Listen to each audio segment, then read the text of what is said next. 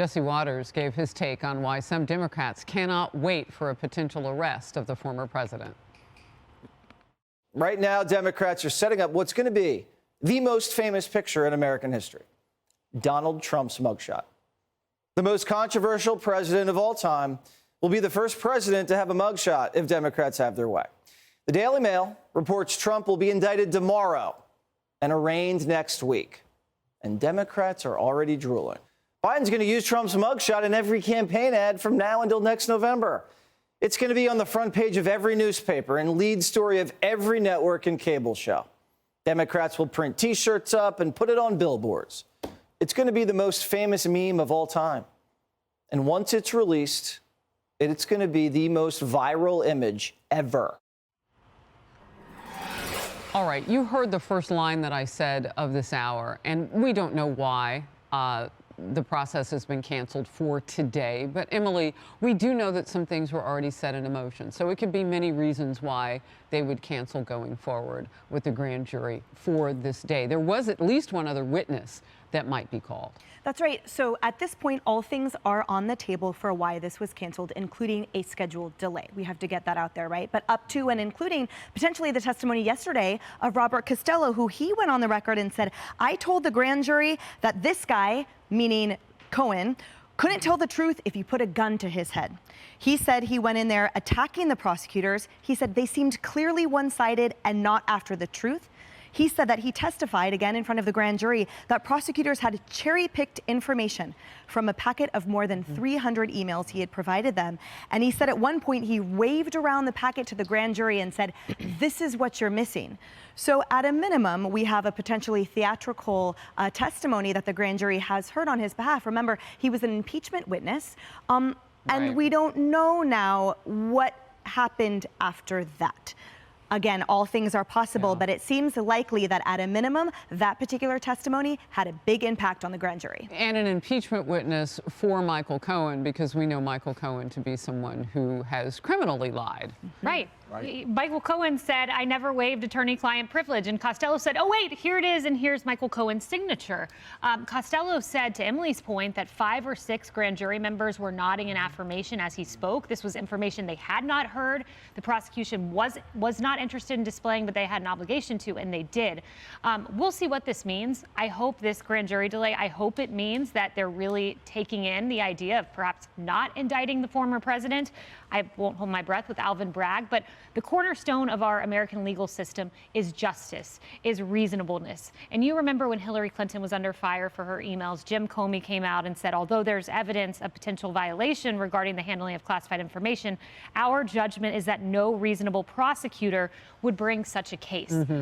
Only an unreasonable prosecutor would bring this charge against the former president. The New York Times surveyed legal analysts and found, according to their research, that the New York DA's office in Manhattan has never brought a charge on a federal campaign violation before. This would be unprecedented, and you've got to think it would only happen because of the last name of the person they're going after. I need to interject here as well, just as a former federal and criminal attorney. This is really important for viewers to understand. Number one, to that point, that was the underlying charge upon which this was elevated to a felony. Yes. That's why, in part, it was so flimsy, yet untested in these waters. And secondly, reminder that over 98% of grand jury convenes result in an indictment. If this does not result in an indictment, it absolutely illustrates exactly what you just said, which is the flimsy nature of this presentation by the prosecution, how utterly preposterous it would be. And that would underscore, again, the waste of tax dollars and the political nature that this was brought to begin with. Could indict a ham sandwich, as they say in law school. Yes. And this is a former president. Exactly. So what's interesting, too, about this for both of you, because and everybody really, but both of you on this legal point,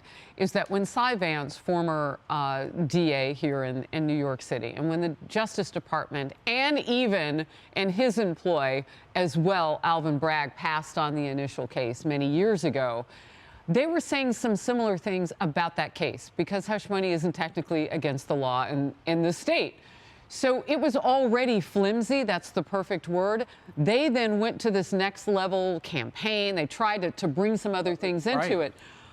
Why do all of that flexing? Are some of those who are watching this correct when they say this is purely politics. That's been a lot of the drumbeat from Republicans. Well, as today. you saw in that montage we showed a moment ago, this is a political fantasia that some have been wanting to see lived out for years. This is Mueller. This is the January 6th investigation. This is election collusion and Russia collusion. It's all of that in one ball. And they're trying to now force it into not only a flimsy case, but a case that hinges, and people should make note, on a porn star and a disbarred lawyer who is caught lying and spent time in federal prison for it. I mean, when this is what you're standing this case on, the first time in history against a president of the United States, former or current, I think you've got to go in with better ammunition than that, just on a legal level. But the fantasia, the political pressure to get him on anything, get him now, drag him, give him the perp walk, that wanting to shame this particular president is, I think, a sought-after wish that they want under any circumstance. Well, and when you say they, you mean those Democrats who would want this. When I say him, I mean Alvin Bragg. Oh, yeah. He knows better because he's already looked at this case. So it really does bog the mind of whether or not, and I've been saying it, there will be an indictment at all. Tammy, I see you nodding over there at the kind of the idea of politics playing a role in this. Sure. Does this help Alvin Bragg, even if there's no indictment, if he loses the case, whatever happens? Does this help him? The Democrats are always focused on winning a news cycle. They look at it from news cycle to news cycle, day to day. You see all the bad news for Joe Biden, all the bad news for the Democrats, a banking crisis. China's meeting with Russia. They're having a party. The world is crumbling a bit. This is a great distraction, but it also proves Trump's point and the point of many Americans, certainly tens of millions of them, that our system is geared to go after people. It's not geared for justice at this point. We want that to come back. We want real law and order. We want real justice. Yes. And if they are willing, and this is an argument from communities of color, from black men, that the system has a goal and they get that goal and then they just move through and that human beings don't matter. If they're willing to do this to the President of the United States, a former president, they will do it and are doing it to everyone else. Now, that creates a legitimacy issue because that's not the case everywhere. But this is what Americans are watching as the President of the United States sometimes lies to us. We look at this and Americans know, and even the left knows, even Chris Rock at the Mark Twain Prize said to at the Kennedy Center to a room full of Democrats and Nancy Pelosi, are you guys really going to do this to Trump because this is going to get him reelected and this is what he wants? Everybody howled. They laughed. It was funny. And it was the Democrat Washington establishment in Washington laughing. Everyone knows what this is, and so do the American people. All right, some more notes from our reporters now. The grand jury is on standby for tomorrow. And our reporting team has also found a second court source confirming that the district attorney's office has canceled the grand jury proceedings for today. The grand jurors were notified this morning, and they are on standby again for tomorrow. The source did not know the reason for the cancellation. Kind of bringing us back, Emily, to where we were. Could be any number of things, or it could be simply nothing at all. It could have been a scheduled one. Right. And reminder, they meet Mondays, Wednesdays, and Thursdays. So the next time they're on standby for tomorrow, as you just said. So the next time after that they would be convened, if so, would be Monday. All right. Hey everyone, I'm Emily Campagno. Catch me and my co-hosts Harris Faulkner and Kaylee McEnany on Outnumbered every weekday at 12 p.m. Eastern, or set your DVR. Also, don't forget to subscribe to the Fox News YouTube page for daily highlights.